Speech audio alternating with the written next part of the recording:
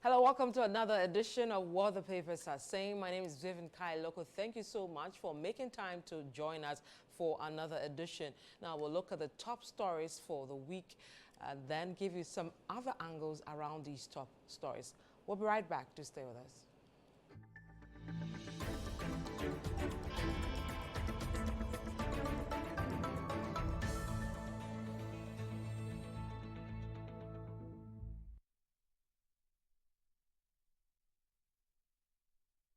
If you're a whiz kid that collects straight A's in your sleep, a brainy brains that aces quizzes without even trying, or a clever clogs that knows just about everything, then there's one more battle you have to win. The Literacy Challenge. The nationwide search for the best junior high student is on. Think it could be you going home with 10,000 Ghana cedis and a glitzy trophy? Then, in not less than 600 words, write a story that ends with the following statement. The happiest people do not have the best of everything, they make the best of everything they have. Stories should be written in your own handwriting with the deadline of Saturday, the 15th of July 2023 in mind. Submissions must include an endorsement by a parent or guardian and their full contact details. And once you're done, shoot off your entries to the front desk of Citi TV or Citi FM. Or you can send entries to PO Box GP 14123 Accra Central. For more inquiries, call 0558 973 973. The Literacy Challenge 2023 is powered by Citi TV and supported by Citi FM.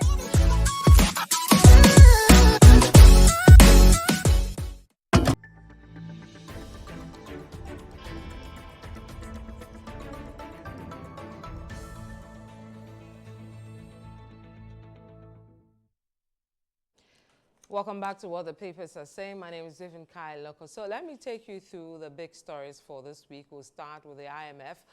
The deal has finally gone through, and this afternoon in Washington, the central bank governor, as well as the finance minister and the IMF chief for Ghana, together had a press conference on the way forward and all that. So let me give you some angles to that development story.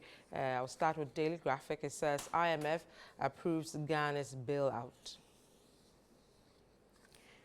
The Daily Guide, $600 million IMF cash hits Bank of Ghana this week. The Chronicle says Abinwaha $3 billion IMF deal finally cooked. The New Crusading Guide, IMF deal sealed, first tranche drops this week. The BNFT, the wait is over, uncertainty to reduce with IMF deal. Daybreak says Ghana gets $3 billion IMF bailout. Citi Newsroom, efforts underway to secure IMF cash on Friday, Oforiatta. And Citi Newsroom again, IMF deal won't affect LEAP, other social protection programs. This is Oforiatta speaking. And finally, on the IMF, prepare for severe hardship, minority to Ghanaians. We move to another story to do with the Asin North MP, who has been booted out of Parliament, quote unquote. The Supreme Court has ruled that he should be struck out of Parliament. Let's start with the Daily Guide. Let's see how they reported that story. They say Jashikwesin, no more MP. Supreme Court orders Asin North seat vacant. The Chronicle, it's official. G. Kwesin, no more MP. Daily Guide, SC boots out Bugger MP from Parliament. Citi Newsroom, I'm disappointed with Supreme Court ruling, but I won't litigate again. This is Jashikwesin. And finally, with Citi Newsroom, we will support Jashikwesin to reclaim Asin North seat. That's the NDC speaking. We'll stick with the NDC because over the weekend they did their primaries for the presidential and parliamentary candidates. Let's see how that's panned out. Let's start with the Chronicle. A victory speech pledge Mahama to return Unibank to Dufour. The Informer says Dufour shames detractors. Republic Press, NPP welcomes Mahama with a flag. The anchor says Asin South NDC candidate goes independent after painful defeats. And the Citi Newsroom says election 2024, I'll lead NDC to a resounding victory. That's ex-President Mahama Still with that website, minority leadership change caused defeat of 17 MPs during NDC primaries. That's Mutaka speaking. And finally, with the City Newsroom, NDC's Ketu North primaries, John Zero welcomes declaration of Edem Agbana as winner. We'll move on to some other stories and to do with the flooding. The rainy season is here again, and of course, we'll see the floods. So let's see some of the stories that have come up so far. City Newsroom, vehicles submerged after downpour in parts of Accra. And then myjoyonline.com, floods hit eastern Accra after morning downpour. We move on to some other stories to do with the increment in tariffs. Let's start with the Business Finder. Electricity increased by 18.36% across board. The anchor says insensitive PURC increases tariff again. City Newsroom, we had no choice. PURC justifies 18.36% electricity hike. And then finally, with City Newsroom, adopt a graduated approach to debt recovery, government to PURC. And then finally, a story that has made some airwaves this week has to do with a Ghanaian socialite who has been arrested initially in the UK and extradited to the US, Hajia for real. Let's see how that story was captured. Daily Guide, Hajia for real extradited to US in $2 million romance scam.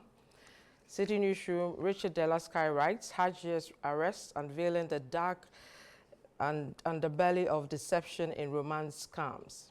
And then graphic.com, Hajia for real extradited from UK to US in alleged $2 million romance scam. And finally, My Joy Online, Hajia for real pleads not guilty to US romance scam. So those are the top stories for the week. And the studio with me today is Samuel Atamensa here with us at Citi FM and Citi TV. Welcome. And then I have Selom Adonu also here with us at Citi FM and Citi TV. Welcome, Selom. Thank you, Vivian. Okay. So we can start quickly with the IMF. I'm not going to go too much into it because it's something we've been discussing for a long time. The big news is we've gotten to 3 billion approved. 600 million is supposed to come this week to take off. Good news, but what are your expectations? I mean, we've gone to the IMF a lot of times. We've gone back to what we intended to correct with the IMF. A lot of people are skeptical about whether it's it would change anything at all. But anything positive you're expecting with all this IMF money coming in? Well, I do expect that it will make an impact. I mean, otherwise, what's the point? And also would hope that we will learn our lessons from what we have been through in the last couple of months or 1 year. Leading up to our admission that we needed to go to the IMF, there was a huge debate and back and forth on, whether there was a need, whether indeed we are going to the IMF. And as we know, the finance ministry, the minister, the deputies, they all said that it wasn't going to happen. For me, that was an indication that they had a skewed view of the realities on the ground. So it was only when the realities began to suffocate them that they had to throw in the towel. And they were looking for a hope-grown solution, which is something. Well, we should it's be okay focusing to on. do that at all times. Indeed, I've always held the view that this country called Ghana will see no development, will see no growth until we start looking at our internal resources and empowering our own people, raising local industry champions. I mean, the whole practice of sitting down, waiting for a foreigner to come and do something to turn the fortunes of this country around is something that we should banish from our thinking. The whole idea that, we'll go and bring people and then they come and make our country better, is not going to happen. So it's okay for a politician to wish that we'll have a homegrown solution, but there are elements that we can harness to facilitate the action of homegrown solutions. I do not think we're able to do that well. I mean, just wishing and hoping it will happen, everything proves that it will not happen just like that. And we found ourselves at the IMF to salvage the situation, howbeit temporary. But I believe that where we've gotten to is no more our choice. We have subscribed to it, and it comes with terms and conditions. So in the short to medium term, I want to believe that things will be, if like, stabilized. Right. So the IMF chief says this time around they intend to put in place measures to ensure that whatever is gained in terms of putting the country back on track and everything, we stay on course till, you know, the end of it, so we don't have to come back to them. That's a big tax, isn't it? Well, indeed, and I don't think it lies in her mouth to say so. I mean, they will be with us for just a period, maybe 3 years. After that, we are free to do what we want to do. I mean, we had a program just recently, 2015, just when the program ended around 2019, 2022, or by 2021, we were seeing signs of going back to the IMF. 2022, we went there. If they are with us or when they are with us, within that period, because of the conditionalities or the strains attached to the program, yes, we are forced to align, which perhaps is good for us. But just when the program is done and we leave, and always we are in a hurry to leave, then the indiscipline, the recklessness, and all of that sets in. My difficulty is, or my fear is, we may not have learned the lessons properly. When you look at the 2023 budget, I mean, hoping to raise about 143 billion in revenue, but we want to spend over 205 billion, already leaving a deficit of over 60 billion. We will have to borrow or get that money from somewhere to finance projects. And about 50 billion of that goes into compensation, mainly for people working in the public space. You know, what is the project for reform? How much do we get from the people working in the public sector? I think all of that must be looked at. I mean, the wage bill, I mean, government machinery and all of that. I think we need to find a way of rationalizing that and making sure that we put our expenditure in check. It is not everything that we must do right now. For example, Agenda 111, very laudable. We need hospitals everywhere. But must all these hospitals be built within this 1-2 years when we are in this difficult situation, for which reason you devote a lot of the money to that, which in the end may lead to budget deficit, which we will have to finance one way or the other. So I think that discipline is important. We need to be disciplined. We need to learn lessons from this. It's been a record, you know, process. I mean, we've been told, but it's been like forever, you know. It's been like forever. Previous IMF programs, I mean, or applications or processes didn't come with this level of, should I call it noise, perhaps because the attention of the media was not so focused on it, or this one perhaps because of the political issues. And probably the initial rejection. Yes, the way actors in this government then criticized the 2015 application to the IMF and how it was rejected when the idea came and all of that. So I think that focused the nation's attention on the government in a certain light. Okay. And based on how the program was criticized in 2015, and now you criticize it, and now here you are going to the same place. So that was quite a difficulty. Right. And I'm sure that is why, you know, this has gained so much attention. But it's good news. It saves us from a lot of the difficulties that were anticipated to Well, were you guys surprised that the social interventions, for example, the free SHS, is not actually going to be affected based on the deal? You know, there were calls that it should be reviewed to save us some money because we're struggling with that. Now we're told that almost all the social interventions will not be touched. LEAP, free, the cooking for the kids, and then of course the free SHS will remain as it is. Well, it's a call for efficiency. It's not to punish people. So if there's a human face to it, it will come as a result of the bargain that we as a country have had to put across. And I wasn't expecting any of those things to change. I wasn't expecting any of those things to change. Having said that, we will still insist that there be a certain level of review in terms of the effectiveness of the interventions. I mean, interventions just by name will not make the necessary or the required impact. So yes, you have free education, you have LEAP, you have all these things, but we have instituted these interventions for a purpose, to be able to achieve something. Question, are we achieving what we set out to do? And that's something for all of us to answer. Right. Now, today you can join the conversation. You can send us a message via WhatsApp on 020-444-7030.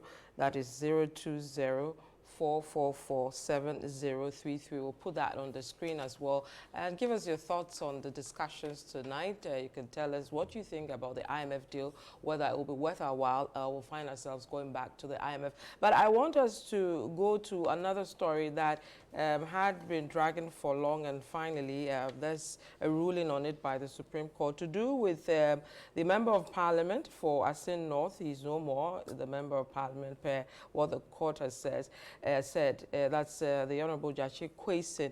Before I come to you, Samens, Selma, I want you to take us through the legality of what we saw in court and what the Constitution says and how come, because the NDC believes that at the time that he filed to run, he had put in to say that he didn't want to go again, and that he had renounced his citizenship, and that alone was good enough for the court to rule otherwise. Others are of a different opinion, but if you can take us through quickly the whole process. So I think the law is quite clear. The Article 94(2) says that you cannot be MP if you hold allegiance to another country or another state.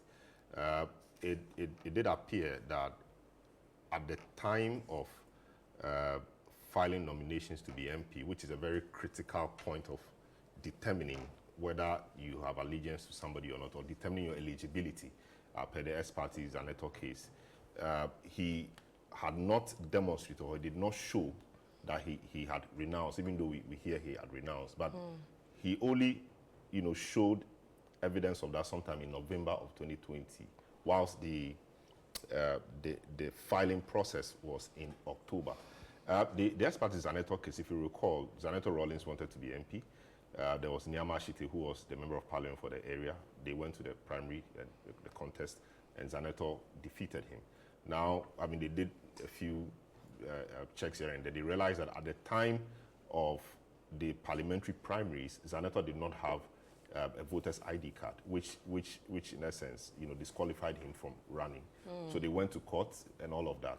And the court said that the critical time of determining eligibility is not during the party's primary, but it is at the point of filing with the Electoral Commission. So that became the thing, and that is a seminal case on determining eligibility and at what point. So based on that case, it means that the time of determining your eligibility, whether you have dual allegiance to another country or not, or many other things, that point of filing with the Electoral Commission becomes critical. So in Jachi Kwesin's own commentary or comment after the Supreme Court decision, he said he was not interested in litigating anymore. Of course, litigation must come to an end. But he did also say that the Electoral Commission inspected his renunciation documents in November. Even though we've heard from other places that he had renounced, and because of the COVID and all of that, the documentation process, or the process was not very, they did not cooking things for him. But the point is, at the time of filing, did he have any certificate to show? So once he did not have the certificate to show at the time, then going by the decision in Zanetor, ex-parte Zanetor, it meant that he wasn't eligible. So that is the whole thing about the case. Now, this case is developed into other things. There's a criminal aspect of the case as well, because but before you file and all of that, there are declarations you make on the page that you undertake that the information you're given in this is true to the best of your knowledge, blah blah blah. All of that, I mean, if it's found that what you said was false and you knew it was false before you said it, that has implications for you. So it's one of the things he's facing in court. And if he's found guilty, he could serve time. Now, I've also heard the NDC say that they will rally behind him, and I mean, he will go back and take the seat. that means that, I mean, I think he's very popular in the area. He may win, but what happens to him if the courts Finds him convict guilty him of the and then crime. sentence him to jail? Doesn't mean that we'll have to have another by-election in the area. So I think the NDC should consider that, or the NDC should look at that critically in coming to that decision. Right. I'm sure there's a lot of emotion, there's a lot of maybe goodwill, and the job is done in the area, etc. So that people like him. But NDC must think properly or critically, consider a lot of things to see if that is the right way to go. If they think that's the right way to go, fine. But there could be other issues, I mean, in the area. Does this case not bring to the discussion, the bigger discussion of us now dealing with this dual citizenship and allowing people to, take political office based on their allegiance to other countries but our own? So, Well, that conversation has always been around. I think it's for the lawmakers to make the change if they so wish. But as things stand now, you should just be sure of what you are getting yourself into. I think more often than not, people don't get the proper advice. You may have the will, you may have the motivation, but if you are not so familiar with the territory, some advice would do. I mean, I've had a very, very painful experience of seeing a friend, go to jail for something that is very, very, I mean, something like this. And this is Dramani Sakande. Dramani was a friend. Oh yes, you're a very, very proper guy. I didn't know that. He's one of Boko Central, one of the correct MPs that we had. I mean, we lived in the UK together, and good guy that we all were proud of him, that he had come to Ghana, but he found himself in a similar situation, and we all know what happened. He ended up in jail, right? Yeah, he ended up in jail, and he's gone. And thereafter he passed away. But unfortunately, so we've seen it happen.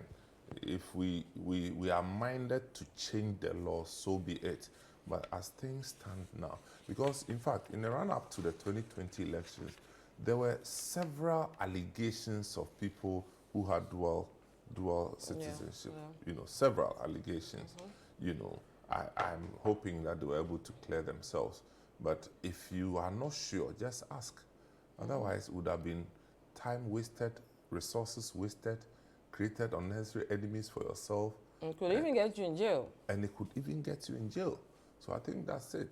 But again, you are talking about Asin North seat, and it's not, it's a very slippery seat for both parties, I must say.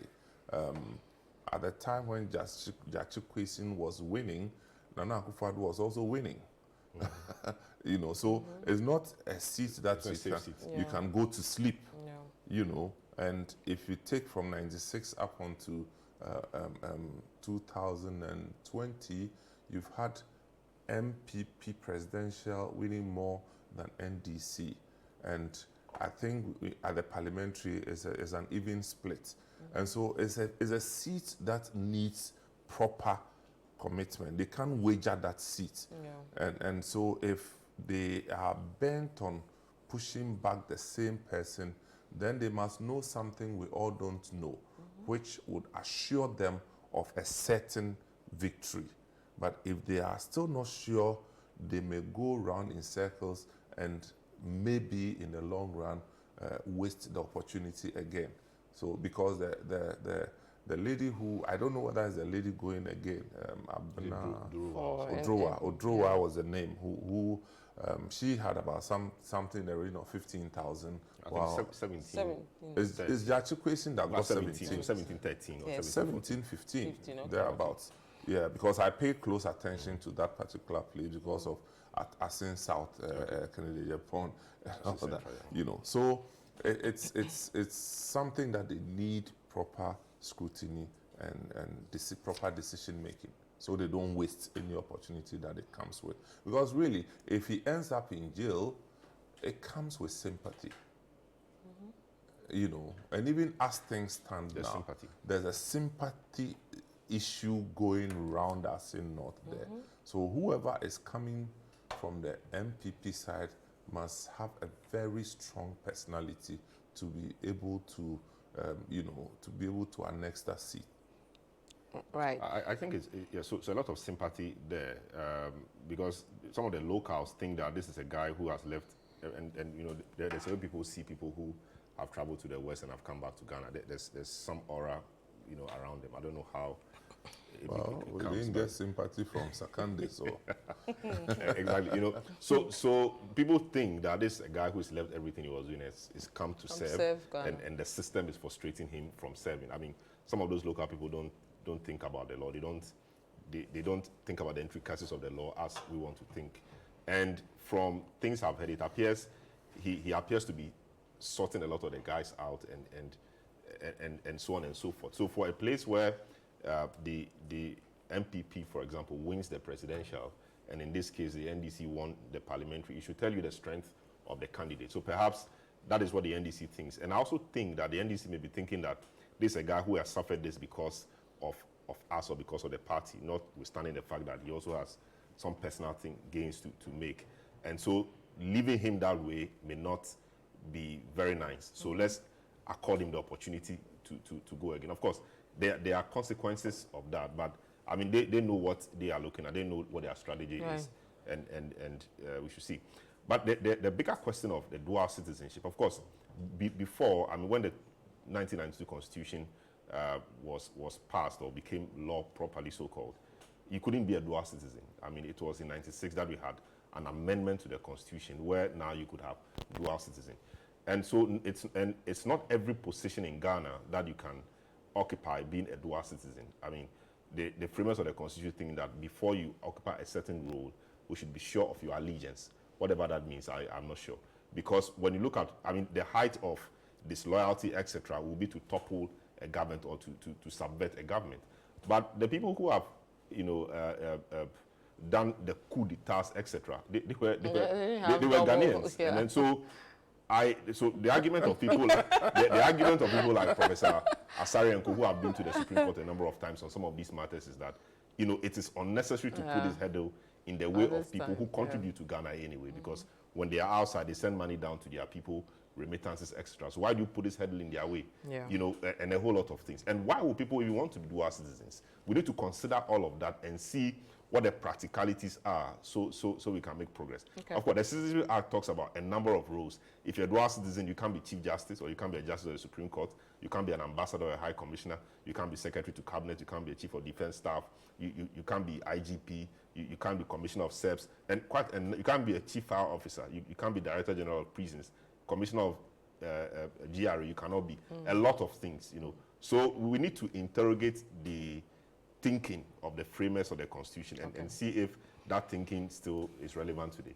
Okay, we need to take a quick break. But before we do, how much time do you serve for that if you're found guilty of that crime? No, so I think it's a number of crimes and all of things put together. Okay. So I think we can just check. I think Dramani went in for, is it about 3 years or something? Yeah. It's a number of charges put together, so we'll have to... Depends on the different charges. Okay, we'll take a quick break. When we come, I'll read some of your messages, but you can send us a message as well. My phone number tonight is 020-444-7033, 020-444-7033. We'll be right back. To stay with us.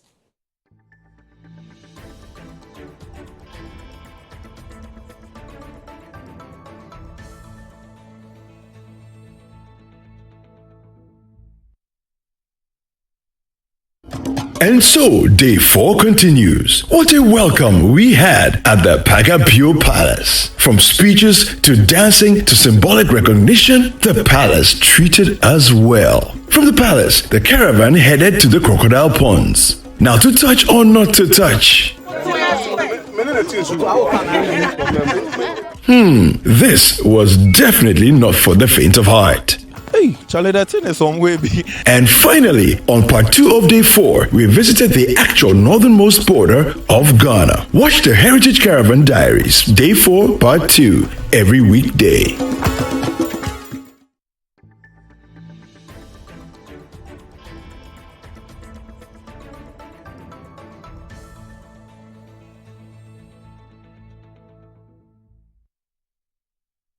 And you're welcome back to What the Papers Are Saying. My name is Evan Kailuk. I'm here with Samuel Tamensa as well as Selam Adonu. We're looking at some of the big stories for the week. Before we go to the NDC's primaries over the weekend and matters arising, I'll take some of the messages you've sent to us. This one says, good evening, Vivian. I think the Supreme Court has done a good job, and I think the details of the judgment will tell us more than what we have seen.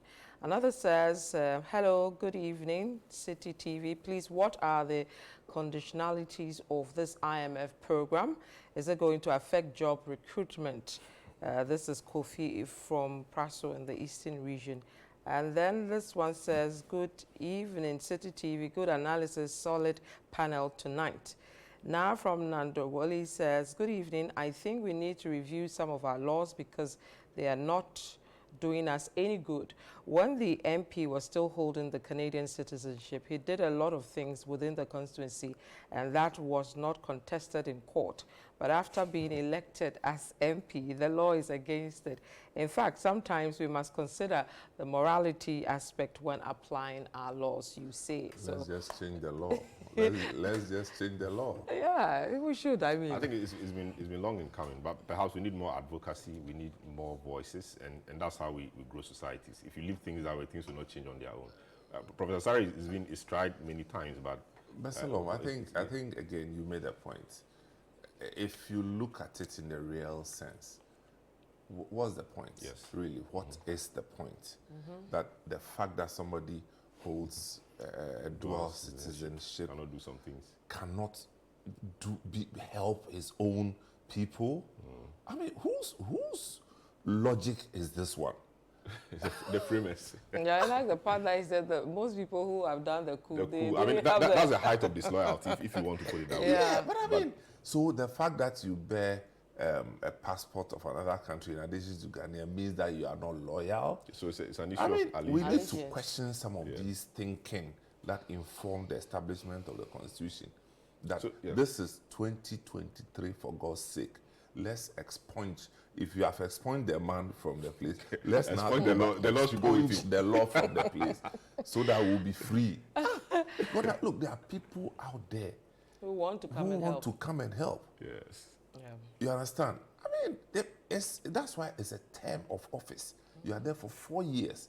If after the 4 years we don't want the person, we let him go so that he'll go and continue with his life wherever he came from.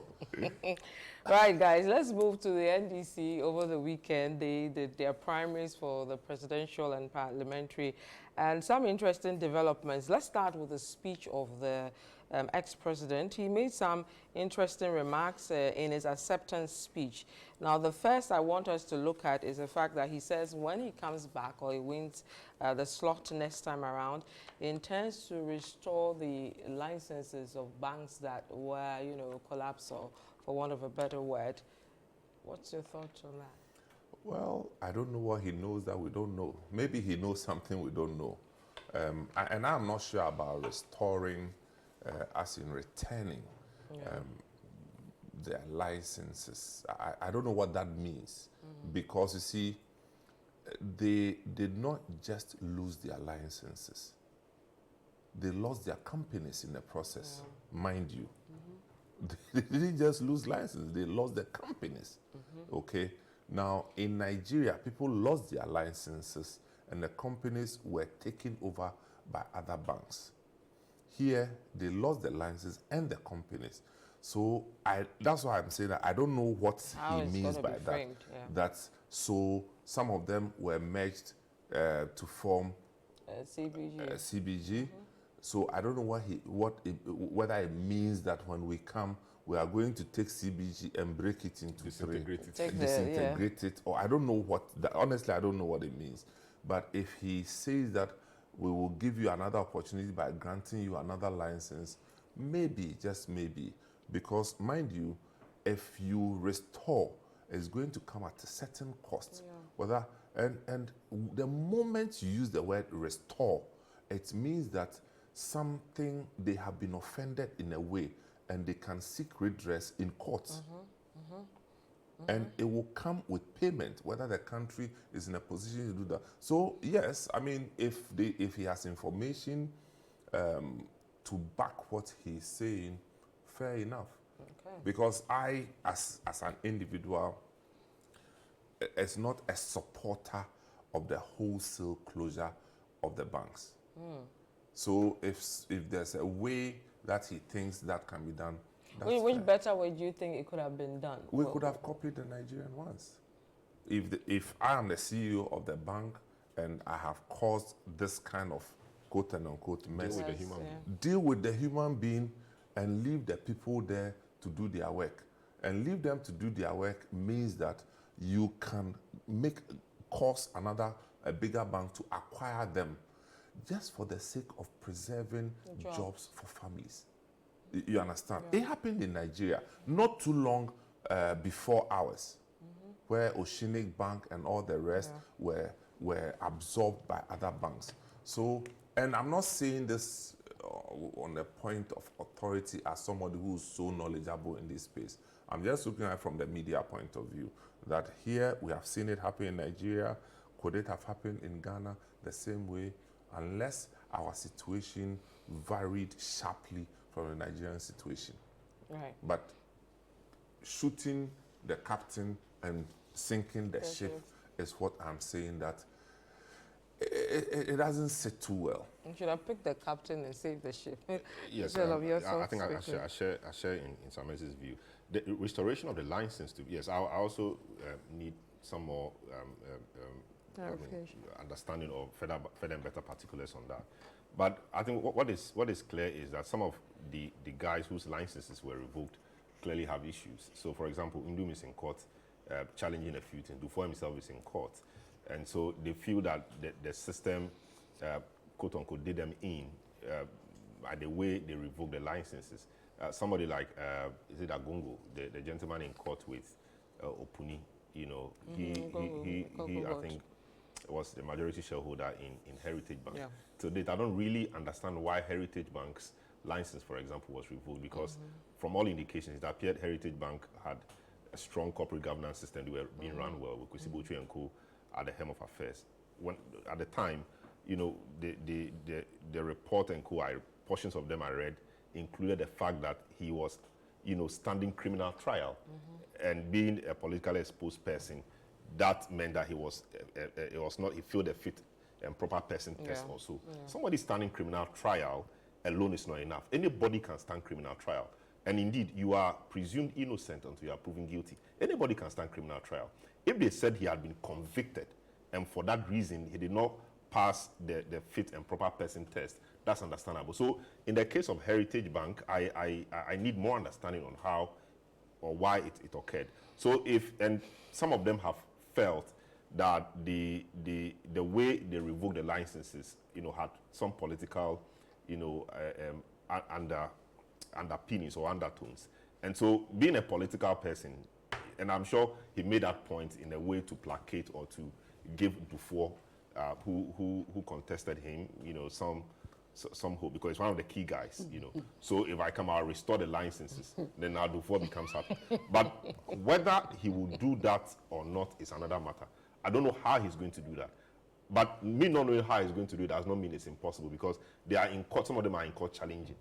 If the court rules that they are right, the licenses were not revoked properly, then the system must find a way of hiving off their portion of maybe the CBG or whichever bank swallowed them, hiving off their part of it for them, because the licenses wouldn't have been revoked, you know, properly.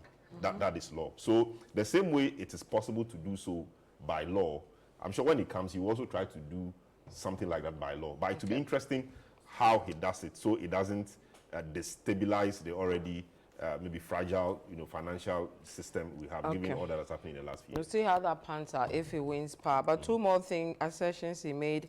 He would not have more than 60 ministers, and also he would not allow his appointees to collect ex gratia after they are done. 60 ministers. People think you can run this country with 45 or 50 ministers. So 60 ministers sounds doable, especially as, so it sounds nice, because we currently have a lot more, over 80 ministers. So if somebody is saying 60, it sounds nice. But people think you can run this country with 40, 45, 50 ministers and still run it well. So that's fine. And it's not just the ministers. there are people in the SOE sector, some agencies having the chief executive, 3 deputy chief executives, one in charge of operations, one in charge of finance, one in charge of some other things, and all of that. People think they are not necessary because before, single individual was running all of that. What is important is you have strong directors in charge of the various directorates or various arms of the organization who will do the work. Employing or putting in a lot of these people is just an addition of an extra bureaucratic layer, delaying, because something a director would have looked at and straight to the chief executive. Now the director will look at it, the deputy chief executive will look at it before it goes to the chief executive. Maybe scrutiny, yes, but it also delays things and it slows down things. The size of government must necessarily be reduced. As Gracia, I think a lot of people are with him on that plane, because it doesn't make sense why somebody will serve for just 4 years, go home with a lot of that money. Teacher teaches for 30 years and over, and he gets a fridge or he gets some small money when he or she is going for retirement. And that's why people think that the political class use the law. They come in as if they are coming to help us, but they use the law, milk the state, and then they make us think that they are doing so well. Meanwhile, they came to serve themselves. The idea of S. Gracia has never made sense. This thing they say about they don't think their real salary. So the S. Gracia is the difference between their old salary and what the salary should have been. Doesn't make sense. Why can't we set salary for them at the beginning of their term? So we know that if you're an MP or if you're a minister, this is your salary. It is just a way the political class, tries to enrich itself in all of this. Okay. Simon, your quick thoughts on that. 60 minutes says, and no, you won't take Ex Gratia under my leadership. Wow. What are you pulling out to read to us? We here in our production effort have tried to do our own squeeze of the number of ministries first. In fact, I would have wished President Mahama to commit to reduce the size of government. The issue of ministers really is just the icing on the cake. I think the main thrust is the size of government, okay? Because, look, if you permit me, do I have your permission? Yes, please. I'll go through. We said that, look, even the ministries, we can reduce the ministries to 19 ministries, okay? You have first, Ministry of Interior to merge with Ministry of National Security. Okay. This is our proposal. So why do you have National Security Ministry and Interior Ministry? I don't understand. Finance and Economic Planning, which is fine. Ministry of Trade, Industry, untouched. You have Ministry of Foreign Affairs, Ministry of Defense, Ministry of Justice. Now, we think that you can do Ministry of Information, Communications, and Digitization. We can do that. It can happen. We also have, we at the time we had, we still do actually, Ministry of Fisheries, right? Yeah. Yes. Yeah. Why shouldn't we add to Ministry of Agric? Agric, yeah. It used to be so. Yes. Is fisheries not part of agriculture? Let's look at this. Energy. We have Ministry of Education, Science and Technology. Science, technology, environment can be merged with education. Why not? We've seen it happen before. And as we said, let's have strong institutions and strong structures. Ministry of Roads. Why do we have transport different from roads? Yeah. Ministry of Roads and Transport. Railways. Railways, yeah, they threw it away because it wasn't working. No, but there's railways now. There's still railways. Oh, they still have Amewu, yeah. Well, Move from then energy to again, railway. we think They that threw aviation away. aviation, sorry, I think it's aviation I was trying to remember. We think, again, Ministry of Roads and Transport should now take over railway development, and we have a ministry. Labor and Employment, yes, Youth and Sports, and then you have a certain ministry called Ministry of Chieftaincy.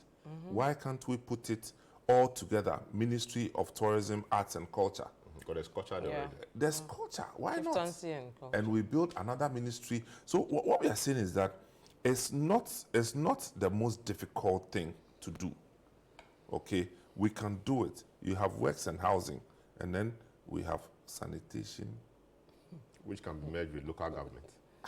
But Because Works in any and case, Housing- local government does the sanitation thing. Look at this. So we are saying that some of them are just unnecessary, to be fair. But for me, my key issue, the concern is with the size of government. Look, you have a certain, we are told, I haven't done this calculation, that anytime a president takes over, they have up to 6,000 appointments to do. To make, yes, I haven't calculated. a lot of them. But you know what that means? It means that there are certain 6,000 people waiting to take over. A lot of them are unemployed. A lot of them have businesses collapsing. And you're expecting that when you employ, you get into power and you give them the positions, they will just sit down and fold their arms and watch you and just pray, amen, amen, amen, and go home. No, they also feed fat. They also feed fat. And I've always said that any country where politics promises better fortunes than production and manufacturing is bound to go into the abyss. Doom, complete.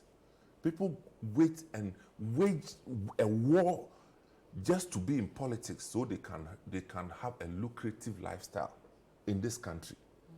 So politics is more profitable than manufacturing and than production. And we wake up and we wonder why we are where we are. No.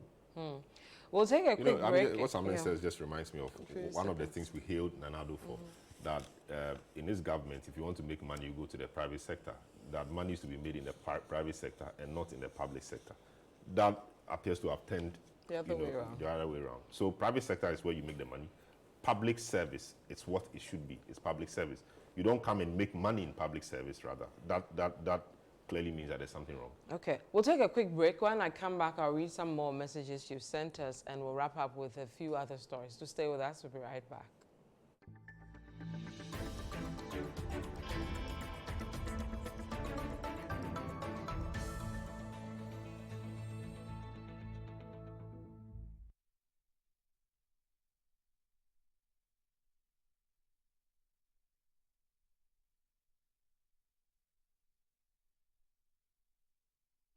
And so, day 4 continues. What a welcome we had at the Pagapio Palace. From speeches to dancing to symbolic recognition, the palace treated us well. From the palace, the caravan headed to the crocodile ponds. Now, to touch or not to touch? This was definitely not for the faint of heart. Hey, Charlie, that thing is some way. And finally, on part 2 of day 4, we visited the actual northernmost border of Ghana. Watch the Heritage Caravan Diaries, day 4, part 2, every weekday.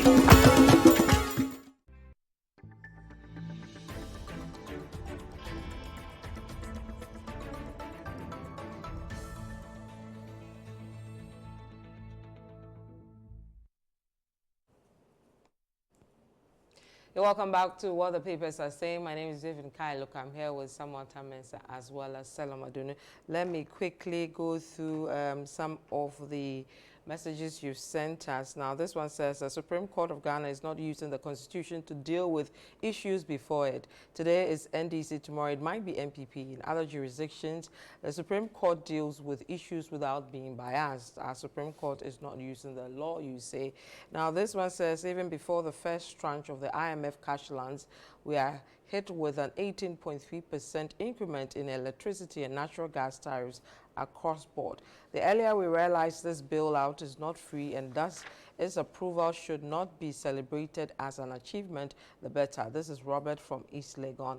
This one says, hi Vivian, I'm just wondering who is going to take the blame for the dollar going up when we decide to pay our debts and this government is long gone. And this one also says, it is illogical to kick Mr. Jachi from the Parliament of Ghana. You call players with dual citizenship to play for Ghana, which is equally a national assignment. Why won't you ask for their renunciation of their dual citizenship before they play? That's an interesting one there. Yeah, that's a great point. Because they are not loyal. so it means that if I have an English nationality as well as Ghana, when I'm playing, and I'm playing for Ghana against England, I'll score an own goal. I'll score an own goal because I'm not loyal to Ghana. Well, you know, the dual nationality thing, the coach who took us to the World Cup. Yes. After the World Cup, he didn't even come back. He's just gone. Otoado. Guys, another interesting story we've seen this week. Hajia for real, being extradited. For those who don't know, she's a socialite, and she's been extradited to the U.S. in a $2 million romance scam. I'll take just your quick thoughts around that because we don't have so much time. Why are you smiling? Oh, I don't know her. Honestly, I don't know. Well, you are not on Instagram and all those things. Well, you never know. Please give us your handle. I just hear the name every now and then, and once the court has determined or is investigating, but I always ask myself, why would anybody fall for such a thing? That you are sitting in one country, you haven't seen somebody, and the person throws herself in a virtual conversation, and then you carry money and go and give to the person. It's called loneliness. People are lonely and searching for love. That's what I'm saying. I saw some. What's the meaning of Omuduabo? Omuduabo, me, I don't know how to say it. It's I saw the man. The boy crying, give me my money, Bring please. me my money back. Are you over $80,000? Yeah, the one of the bring me my money back. I said, come to East Lagos. I'll share here.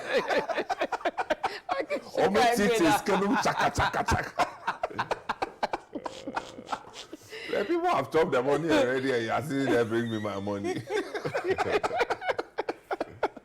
Look, this thing is not going to stop today. No. It's not going to stop. What happens is that people look for new ways of just duping people online, and I don't see. Look, for the life of me, I don't see how anybody will allow themselves to be duped in this particular manner.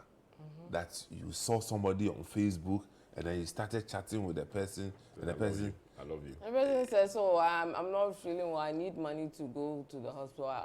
I'm struggling to move around. Can you give me money to buy a car?" You love the person from what you're seeing. They show you beautiful stuff. You are lonely. That's it. Then you deserve it. You won't understand till you are in this. No, that's why I said that I don't understand. Then you deserve it. And then you carry $80,000 and go and give to the Charlie. person. Pension money. Your pension money. Now you are crying. No wonder that people made so much money out of it. Yeah. And as we speak, there are people still doing this thing. And there are people falling victim to this thing. So, no end in sight. Right. I think Hajia for real. Mona. Mona for real. Yeah, Montrage. I don't know her. That's why you are not there, Crash. So Instagram, you are not there. I don't know her. You may Oh, never lady, know. yeah, you don't know. Hey, today, my people. But you see, my difficulty, I deal with a lot of young people. My difficulty is how much influence these people have over the young people. Yeah. When I'm telling them real things, they don't hear. They like to follow those people. Yeah. And so what does she do? This is a socialite. I don't even know. She's a musician. She has a fashion company. How many She's a motivational speaker. Yes. That You is the see that problem. video I saw the telling one people. That I used to be focused. Hard work. Hard work. and the grace of But God. Charlie, this is hard work. What they do. No, Well, it is deception. This is hard work. It is deception. And the young people follow them. They live a certain kind of life. Very influential. And the young people think that by doing those, if you are telling them that it's not very, like you have to work hard to get there, they don't even believe you. They want the easy way out. And so for a lot of those young people, this is your result. This is how you will end up if, of course, he's not been convicted yet. But, these guys, if they say they've been following you for 10 years and they've now decided to come after you, Charlie?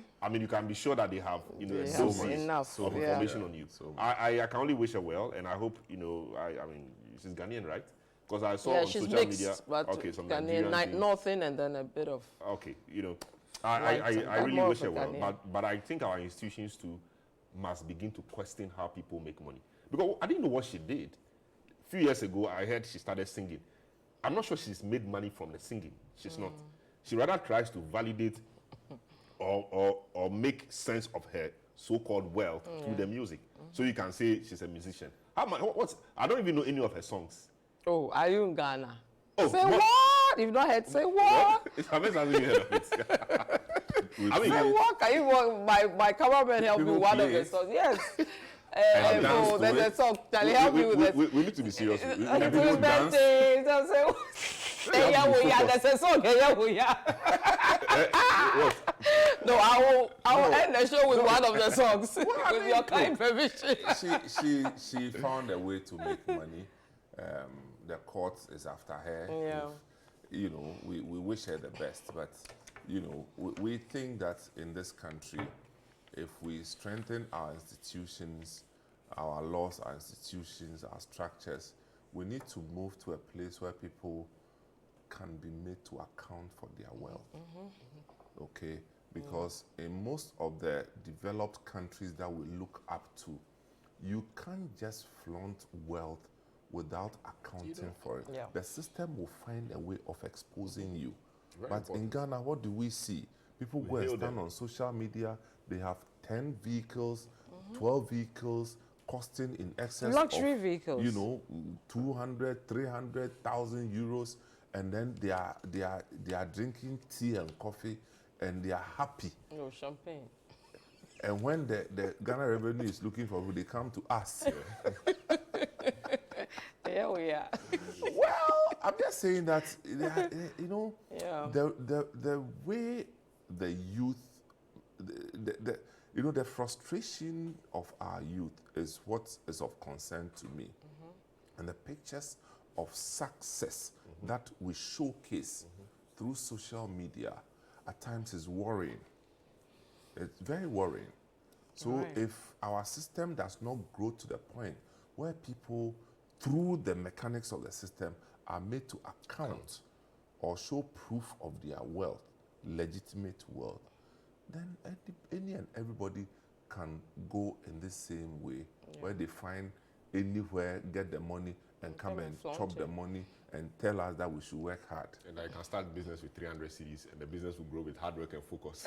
In the short time, you own all these things. That is actually possible, Yeah, but but not in that I their mean- case. Yeah, but thank you guys so much. Thank you very much, Samuel Tamensa and Salam Adonu, for joining me You're welcome. today. That's it. My name is Vivian Kailoko. Thank you for joining us and sending your messages as well. Goodbye.